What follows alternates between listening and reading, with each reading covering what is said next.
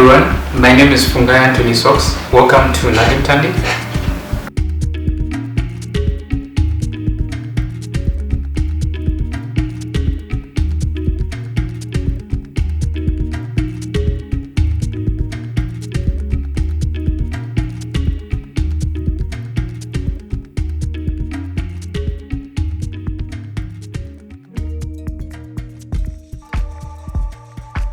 We are doing it for the Girl Child series of social media trainings, where we are training girls to be socially responsible on social media platforms, because we have discovered that the girl child is most vulnerable when it comes to social media.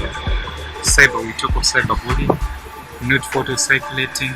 As such as Nhandemutande, we have now created a platform where we are creating an interface between the students as well as the top media experts in the industry.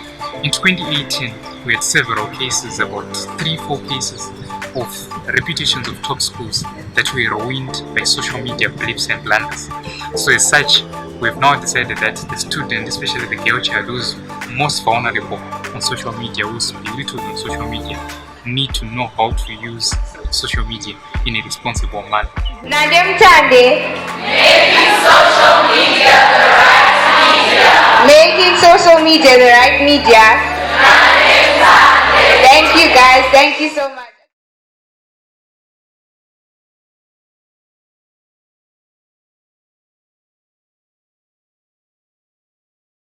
Hello everyone, my name is Fungai with a Y, Antony Sox. I'm a writer, editor, communications, personal development and publishing consultant with close to 5 years of experience working with youth-linked organizations in Zimbabwe and startups, of course. I've worked with more startups, emerging startups within my circles. I've worked with non-for-profit organizations. I'm a devout Catholic, and I'm a weekly contributor to Zimbabwe's leading newspaper, The Standard, where I do book reviews.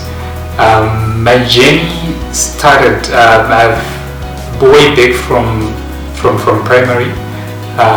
From the time I was grade 6, my grandfather taught me mentored me in as far as journalism is concerned, because I would remember he would go to the BRO. When he came back, he would make me listen to Studio 7 at the time, where after which I would then report to him because he had no time to listen. So I got a bit of mentorship from there.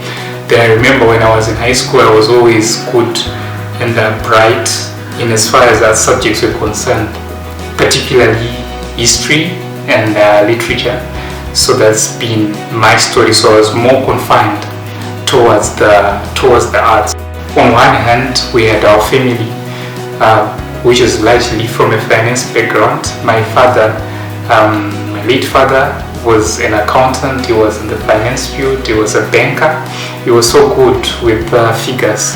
Then I had an aunt of mine. She was a banker. I had my brother. He's a banker. So then we would have the other, as well as the other sister of mine, who's a nurse, and so it's a family mainly made up of people from the finance and medical background. So I was sort of the rebellious one because I was inclined more towards the arts.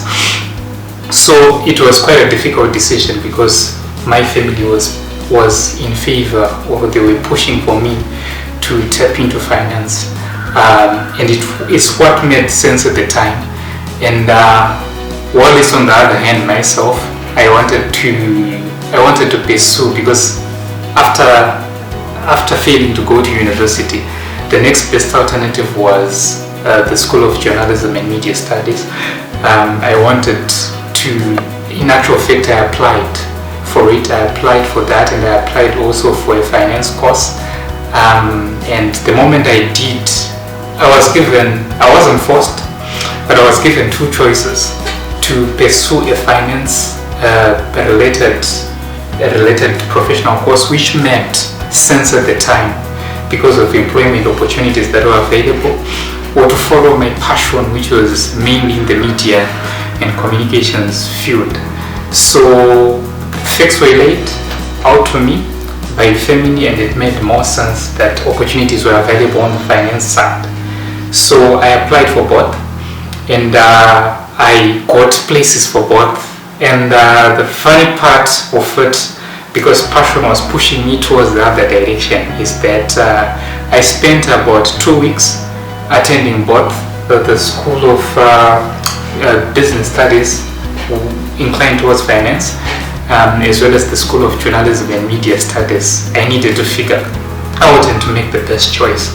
So you find out that at the School of Journalism and Media Studies, there was so much competition.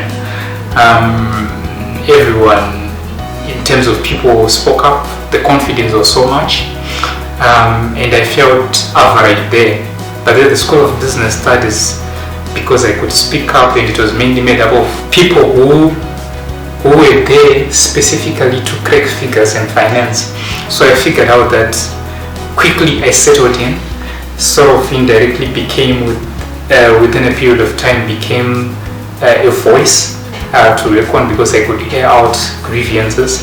So I settled. I still figured out that I could speak up and be the PR guy. Then other things were also happening at that time. I'm at the School of Business, but I'm interacting with the people from the School of Journalism. I also met a friend who was studying in organization. I joined. I became one of the first people to believe in his vision. It was a foundation that was going to tap into schools in the area of public speaking and trainings. So we began having these fixtures in schools. I was then appointed, or became, the head of debate and public speaking. So we were pushing activities in schools. So I did that between the period of between 2015 and 2017, 2018, early 2018, up until I then registered my consultancy firm. Then I was starting my business.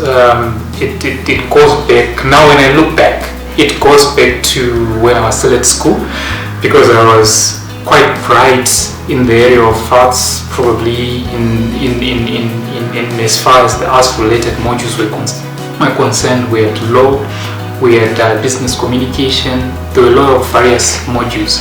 So from first year, I always had this passion and energy to teach my streammates subjects or modules which they struggled with, and to probably advise them on how they would best write their assignments. So then, because I would do that for free and I would teach people for free, most people were pleased with in terms of my approach to what I was teaching them. So I began to have people coming in one-on-one and volunteering to pay so that I would assist them. So I began consulting in that area, but it was during that period that my dad felt deteriorated, because he had been incapacitated for over a decade. So his health was deteriorating. I was in school, things were not balancing. His pension was becoming insignificant because of blooming expenses. I needed to take care of them. I needed to pay for my fees. So I started having, this side hustle sustaining me, and I started consulting for communications in as far as the area of publishing is concerned. I started having people coming through. I started consulting for magazines, but it was a hobby. So that whilst I was at school, money was beginning to come in, but I was just charging as a hobby. At the times I would do things for free.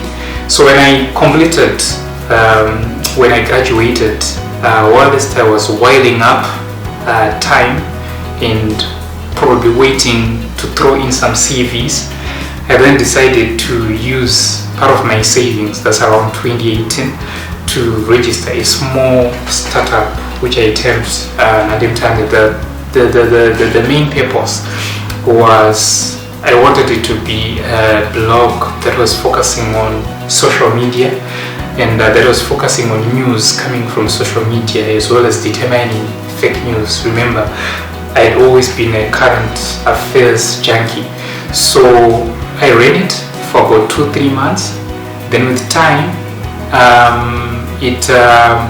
I needed to figure out a way to monetize it. So at the time I moved to trainings, raising digital literacy trainings. So I used my experience for the time that I was with the foundation, having this public speaking and debate fixtures and trainings in schools. So I started engaging schools on ways so that we could tap into raising digital literacy trainings, send concept notes, engage schools, and by 2019 we're conducting trainings in schools, mainly in Harare and Mashonaland, and parts of Mashonaland. So from 2019 it was a period of where my work mainly focused on two aspects. Number one, we had the editorial division where I would help upcoming local authors. Then there was also the trainings part where we would have these trainings going on in schools. So the editorial division began to sort of sustain. The trainings were also beginning to rake in and to sustain the business, but we had a few of those. The moment when we were getting bookings, COVID struck the world, and it was a moment where the business was at its momentum. So we felt the pinch, and we are still feeling the effects because schools have been shut for a significant period of time. But what I've continued to do is I've continued to do most of such work in as far as communications consultants is concerned, through promoting startups, through helping non-for-profit or non-profit organizations, with various consultants work, be it in research that they are carrying out. So that has been the work portfolio that I had. I also want to probably credit the foundation because in 2017, just looking back, I carried out this whole essay competition that was dedicated to young Zimbabwean students. It was under the foundation, but it was the transition where the first stage, which was the fuel to the fire, but the Kasoma Africa essay writing competition, which I ran in 2017, which was supported by the Nhandemutande, also fueled my fire. In terms of Ines Fire as promoting local authors and young writers is concerned. So the scope of my work is mainly derived in the area of communication, that is for both startup business as well as non-for-profit organizations, and trainings, which we will resuscitate in due course. My normal daily activities. So when I wake up, of course, the first thing that I do is I kneel down, thank the Lord for the new day and pray. Then when I get into office, the first thing that I do, I love my tea. I prepare a cup of tea to get me fired up. Then while having my cup of tea, I plan my day.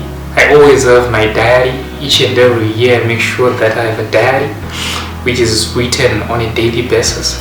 So while having my cup of tea, I plan my day in terms of the meetings, the schedules, diarizing what I intend to do and what I intend to accomplish. Then I get into my daily routine, communications consultancy, publishing, in terms of the work that will be at hand at that particular moment. After I'm done with work, of course I do break for lunch, I also take time to read newspapers online daily, as well as to listen to news, at times a bit of France 24 to find out what's happening in the world. Then as the day ends, I review how the day would have gone. Then when I'm home, I read books. You'll find that I'm an editor and a publishing consultant, so I need to read more, so that each and every day we continue to perfect the skill. So I read books, inspirational and personal development books, and before I sleep I never go to bed without reading a book. I read a book. When maybe it's worse, I can read a page or two, then listen to some motivational material, then take a break. But I sleep late. I'm a late night ranger because I love my space, and just bonding with the quietness. It enables my mind to be in a creative space. So that's how my typical day goes about.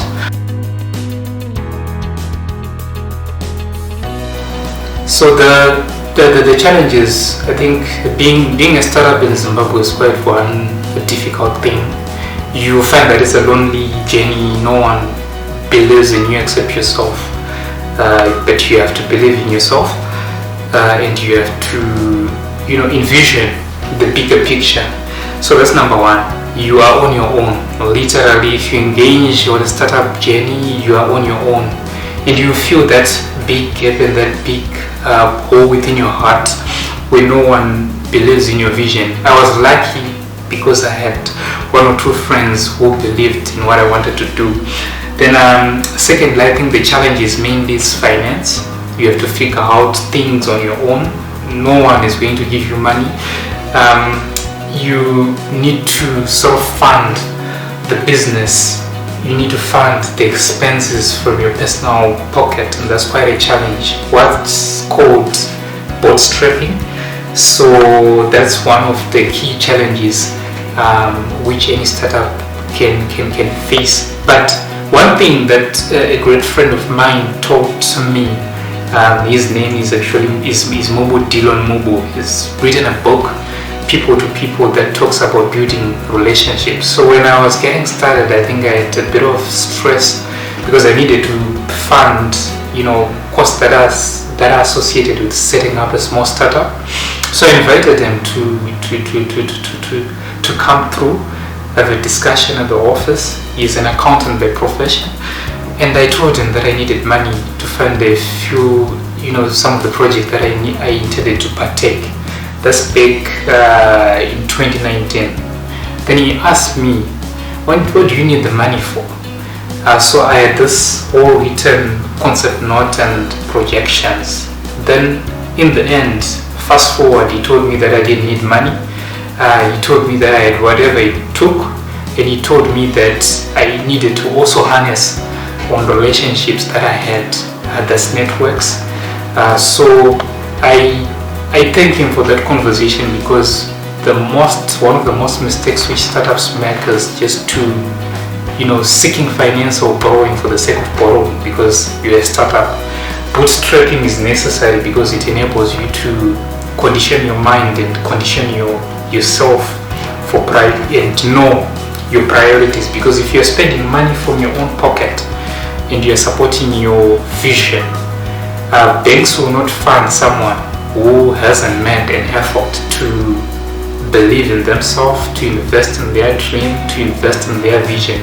So what I figured out is that you don't need money to start, but you certainly need money to grow a business. So now, if you ask me in terms of how much I need, if you ask me in terms of what I need the money for, the financial projections, I'm not in a position to give that, because it has been a journey that has taught me financial discipline.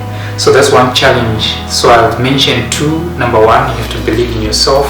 It's a lonely journey.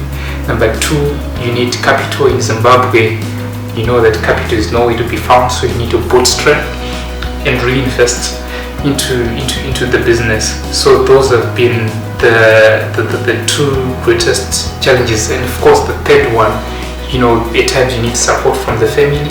They may not see the vision at the time, and in my case, but with time, when the picture begins to come out, if you're lucky, like I was, you begin to see family coming on board saying, no, we support you, we support what you are doing, so continue doing what you are doing.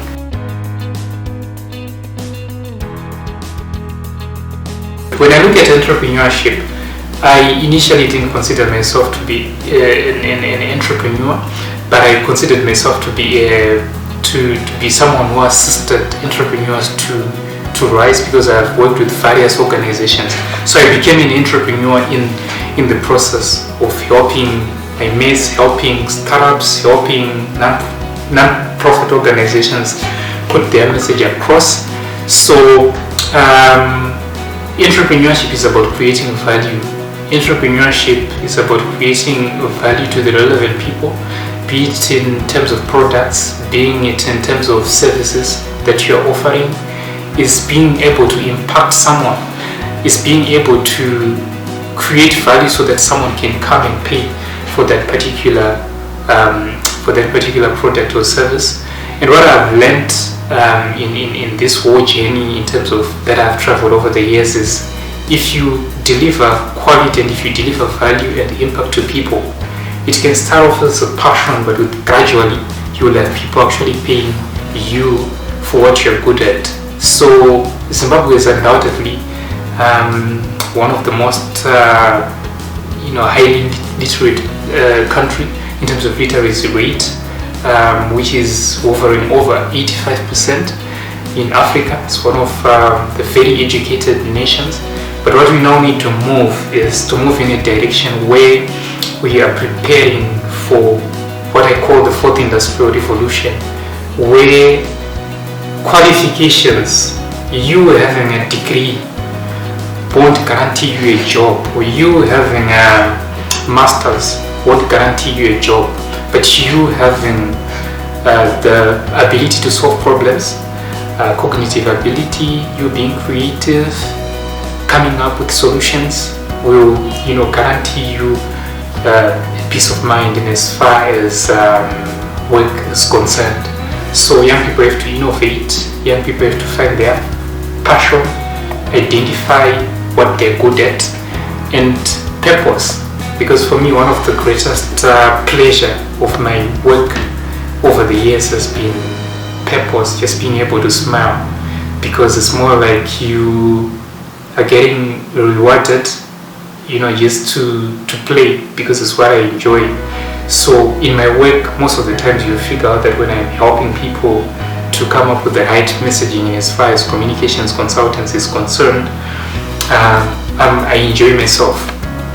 Saturdays, Sundays, the times I'm in office, I'm enjoying myself, but at the same time I'm creating value to the relevant people.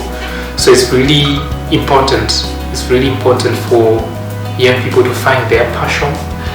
I know it will take time for passion to eventually sort of start paying the bills, but it's important that we have young people creating value and young people being innovative to move forward. Then also I encourage young people to read books.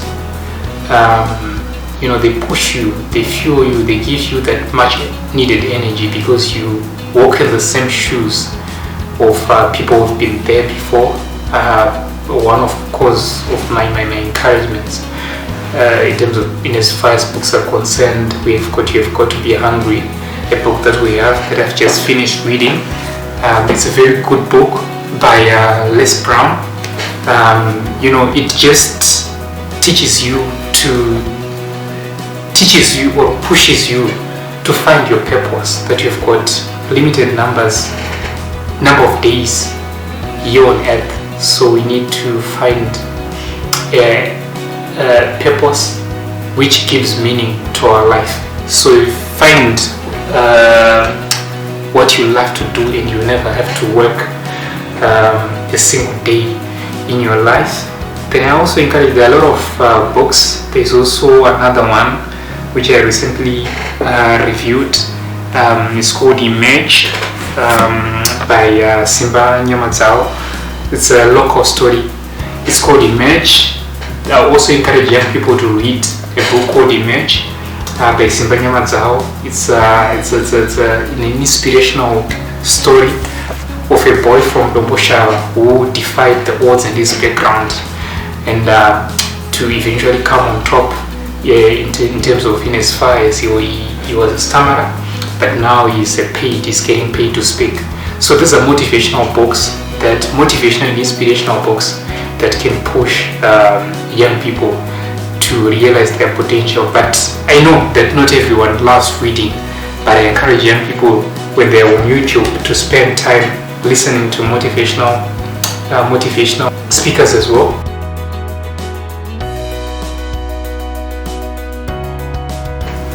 My word of encouragement to young people out there is that your condition is not your conclusion, and where you start is not as important as where you finish. What I allude to Zig Ziglar. And start where you are, start small, start with what you have, and identify. Don't take your passion for granted. Find in yourself that one thing that makes you excited.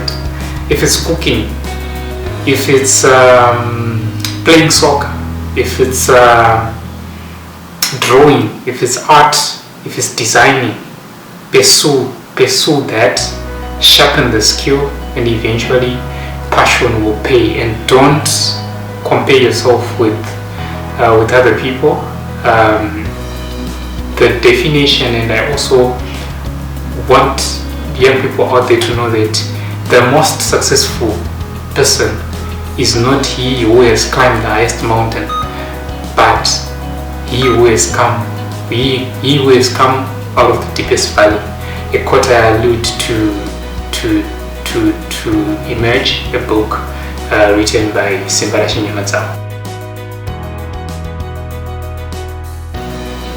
So for the past 4 or 5 years, my business has been centered around communications consultants, which I can divide into book editing and publishing, publishing for magazines, journals, blogs, websites, as well as copywriting. That's for startups. You want to have your advert made. That's what we do. We script, we do the messaging for you. Then there's also the digital marketing aspect of where we have been where we've been consulting, carrying digital analysis on brands of various startups. Then trainings, of course, we've been having trainings for social media trainings as well as digital literacy trainings for young Zimbabwean students, which we hope to resume soon. Those have been affected by COVID, but we also have digital marketing training, and you can get in touch with us